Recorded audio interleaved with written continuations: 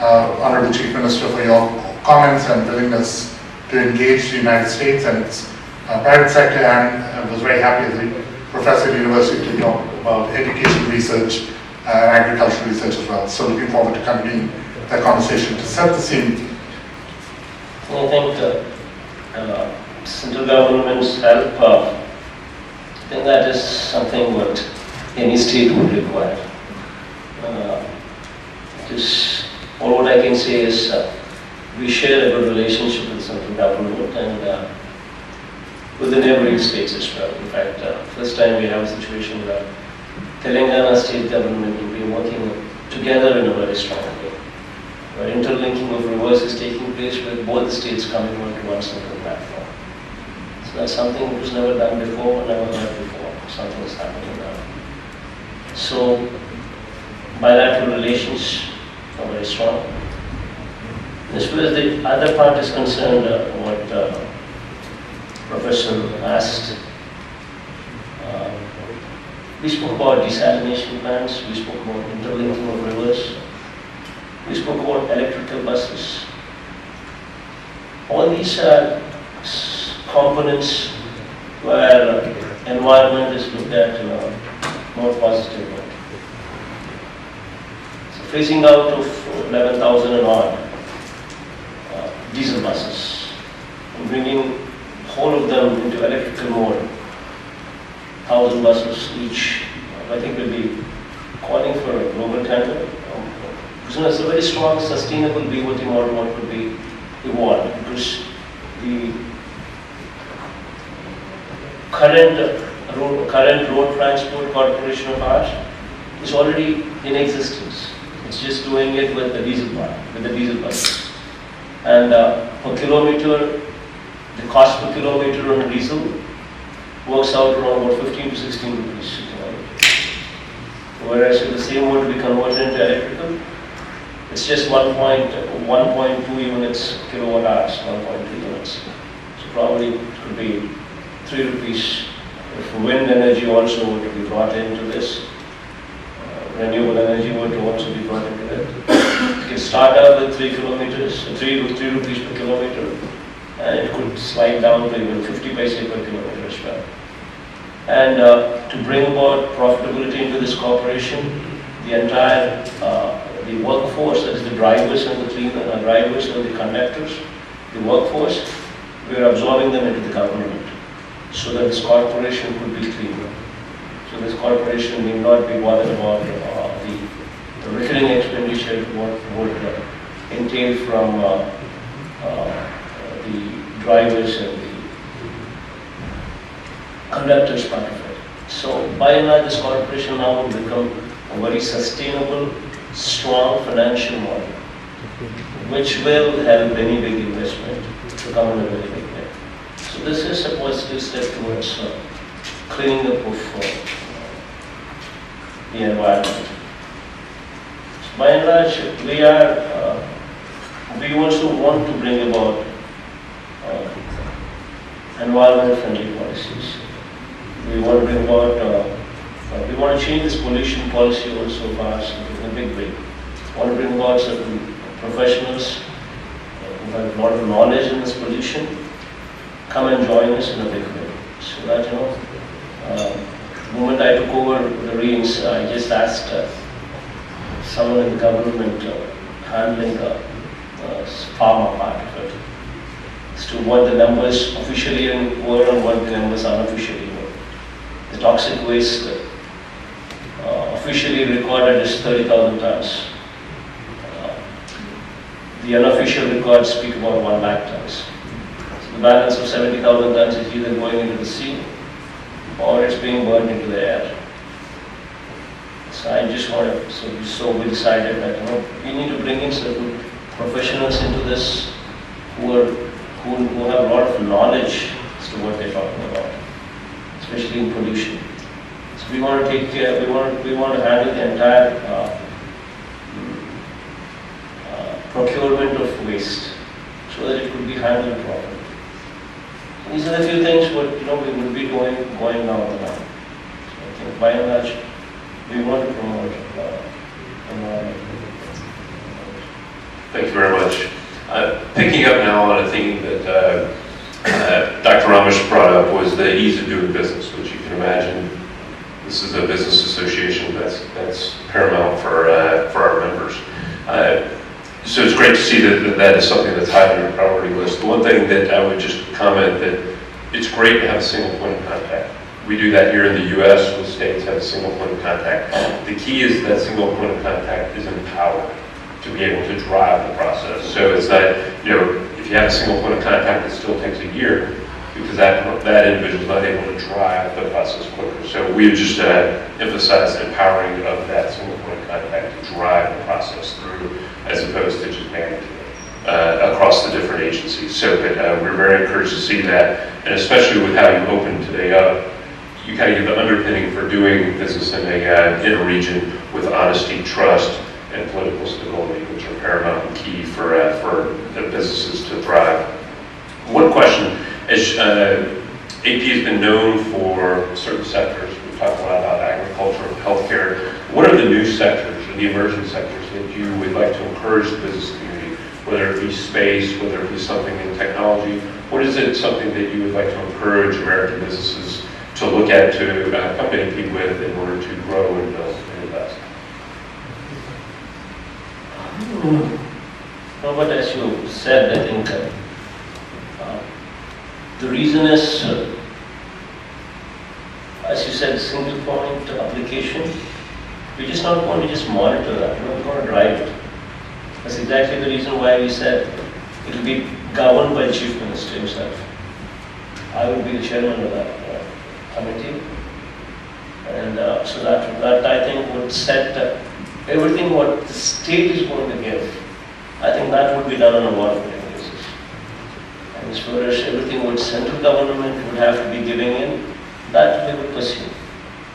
And I think central government is also very proactive, and hopefully things will go off very smoothly. But not many of them require central government's permission in that way.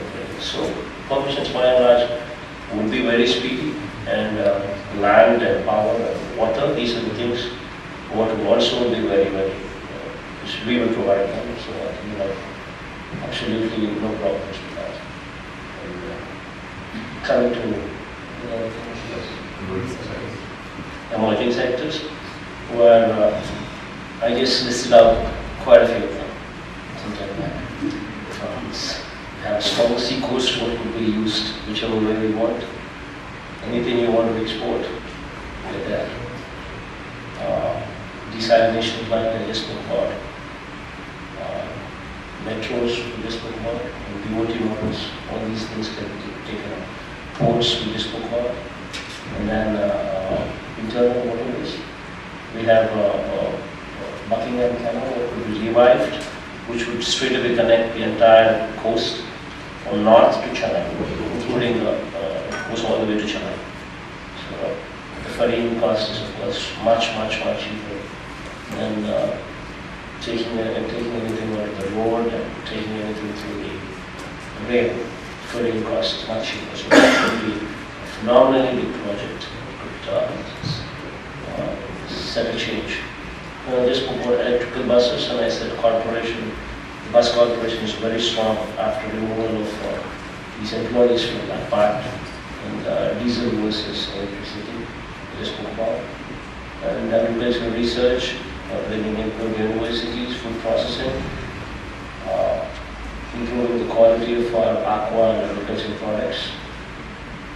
Something like what people like, anything where agriculture could be harnessed properly. We are the place. Okay, we'll open it up now for a few questions from our members. I believe we'll start off with Jacobs and Amir F. Takari, who heads up international development for Jacobs. Thank you, Robert. Thank you, Your Excellency. I very much enjoyed the presentation this afternoon. I'm with Jacobs. We are one of the world's largest engineering firms and professional services firms.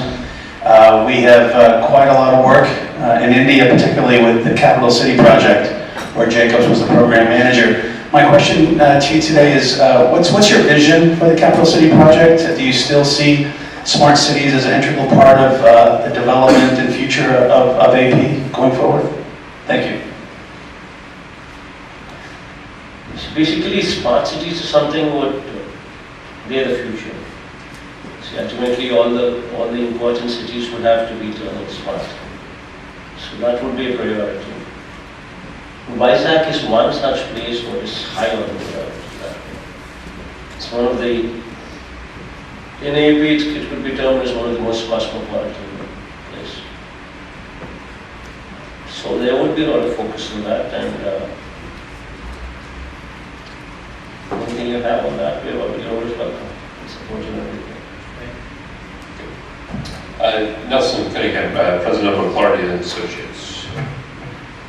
Thank you so much, and thank you for making this one of the first stops on your visit. I was a longtime board member of the U.S.-India Business Council, and I'm currently a board member of the Atlantic Council, so I think you could not have picked two finer institutions to host you today for lunch.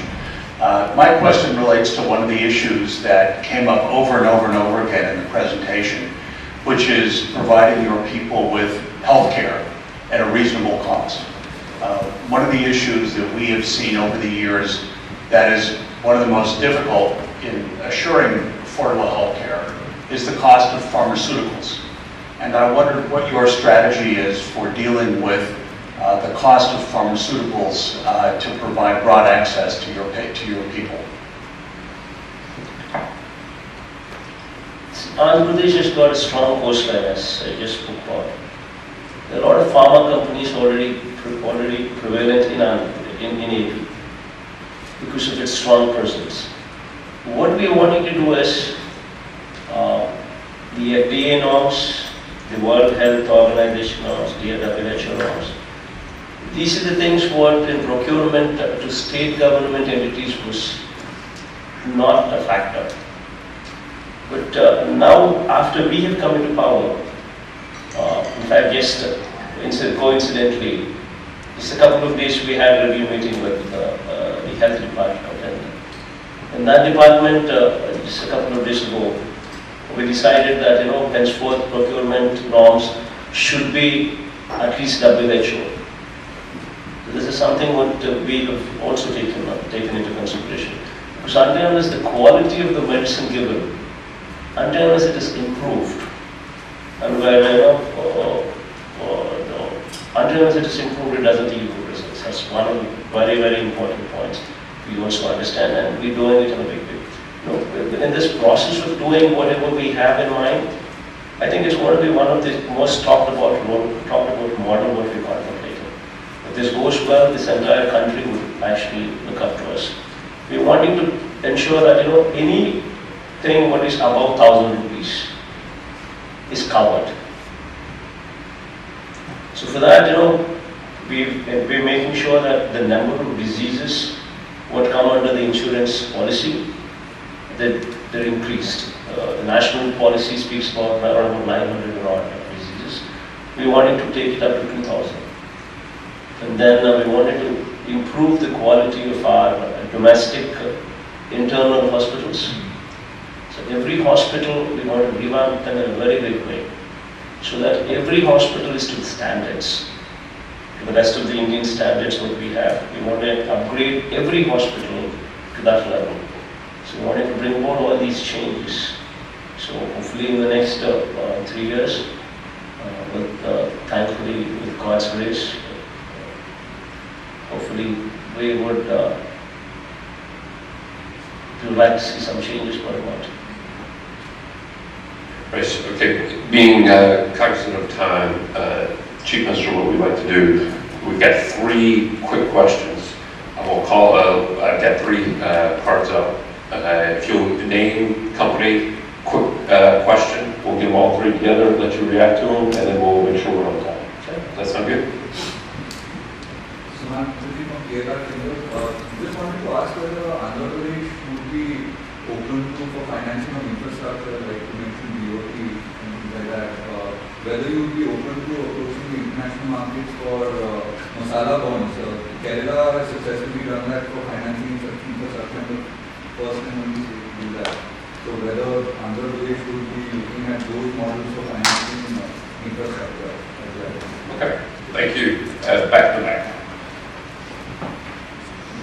Thank you for coming. I'm Amana from FICCI. I just had a question about skills development, especially in light of your 75% reservations of in-state employees and how we can help upskill the workforce, especially as India is now trying to attract manufacturing jobs in IT and tech. So is that going to be government-led, or are you going to be working with the private sector?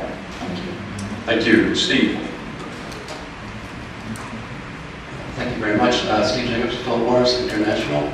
Not so much a question as an offer. We used to be a major producer of leaf in Andhra Pradesh, and I was listening to your comments about agrarian reform, and we would very much like to come in and talk to you about our ideas on how we can reform the production and marketing system that would bring greater farmer income and value through good agricultural practices to the farmers in A&E. Be open to that. We'd like to talk to you about it. Great. Thank you very much, Steve. So we've got one on finance and worker development.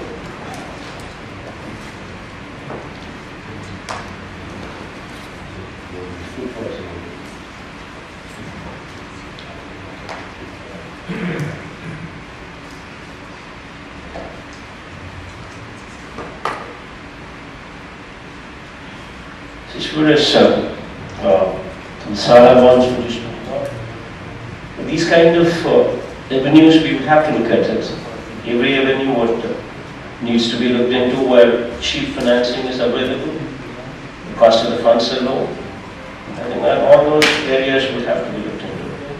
So I think even P.V. Ramesh himself, the background itself is he was REC chairman, Rural Electrification chairman, and he was finance secretary as well. So those kind of details, if you want to be, if you're interested, you could spend more time with you on that particular details. As far as skill development is concerned, this is one area where we would have to focus on. So to begin with, if we're taking one parliament as a unit, we have 25 parliaments. We're taking one parliament as a unit and identifying one superior engineering college where the facility could be set up. And then in that facility, which would be funded by the state government, we would be involving the local industry, asking them what kind of skills they would require. Somebody is coming forward to set up a factory. We would ask them beforehand as to what are the qualifications that you require, what are the skills that you require. And we would be training them, training our children to suit their requirements. So it would be a combination of the local industry as well as the government who would be imparting training in these colleges that we identify as a hub where training could be given. And as far as taking external help, like as you said, that would be welcome. In fact, any value addition that could be brought about, that would give confidence to the international community, that would give confidence to the people who are wanting to come and set up industries. I think that would be an important part. So anybody who's of that credibility, who holds that kind of certification, that kind of credibility, and who would help give confidence to the people who are coming here and wanting to set up their base here, then it will be welcome for us. It will be a welcome decision. Very nice. We'll take this. The other gentleman was talking about tobacco processing, and ITC is also very strongly present in our state, and we would definitely welcome that. This is one thing that requires, because only when there is competition, there is better rates. So we would definitely welcome that. We all like competition. Well, that concludes our question and answers. Before I move to thank the Chief Minister, I wanted to first thank members of our team here that put this all on today. You see them all running around here, Sid and Jay and Jasjeet and Lauren, the whole team here, really a first-rate job. We're honored to have our members here today, but most of all, we're honored to host the Indian delegation from AP.